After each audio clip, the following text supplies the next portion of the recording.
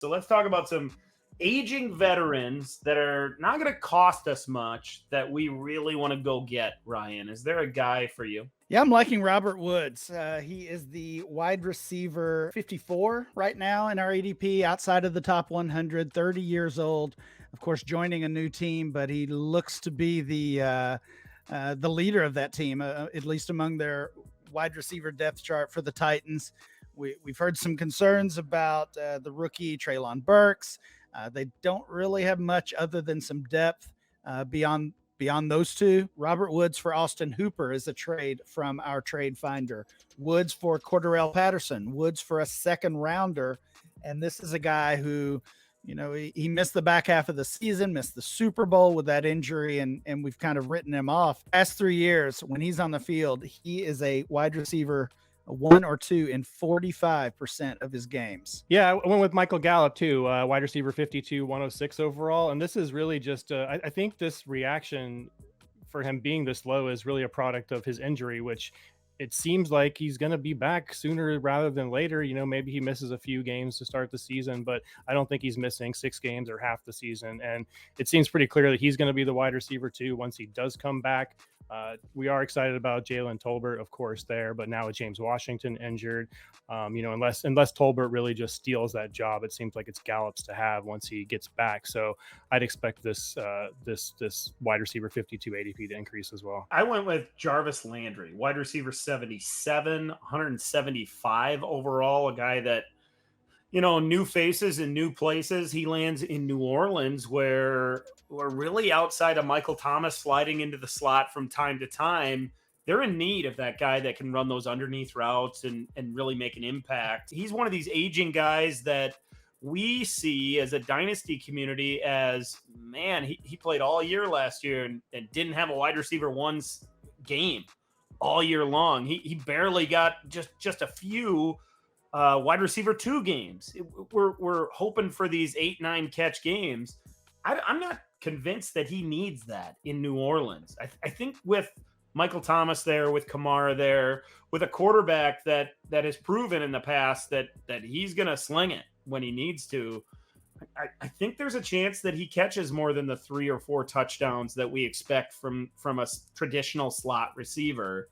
And at wide receiver 77, I can buy into that. If all you have to do is give up a 3rd round pick or something similar to that, you can even get him as a throw-in right now. I'm trading for Jarvis Landry. I want him on all of my teams. How about somebody that costs a little bit too much for your wallet right now, Ryan? Is there somebody that you're trying to trade away, one of these vets that is overvalued? Yeah, I actually just had a similar conversation on the Locked On Dynasty podcast and talked about this guy, Tyreek Hill, wide receiver 13 in our ADP. Actually, we've got some new August ADP in the works. He dropped 1 spot. He's wide receiver 14 in that data. Still in the in that 2nd to 3rd round range. Obviously, he's lost some value after the trade to Miami.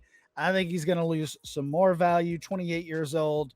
Downgraded quarterback that we've talked so much about, and at least some reports from the Chiefs suggest that they might have been worried that he was starting to lose a step or slow down, which would obviously be a major detriment to his game. So he's the one player in this top 25, top 30 that I would be trying to move before the season begins. My primary choice was Stefon Diggs, and this is a move that you're probably only going to make on a rebuilding team or a team where you're just so stacked it doesn't matter.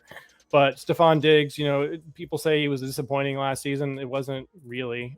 He still had an incredible season with 1,200 yards, 100 catches, 10 touchdowns, and we were disappointed just because the 2020 season was so massive for him in terms of the deep ball.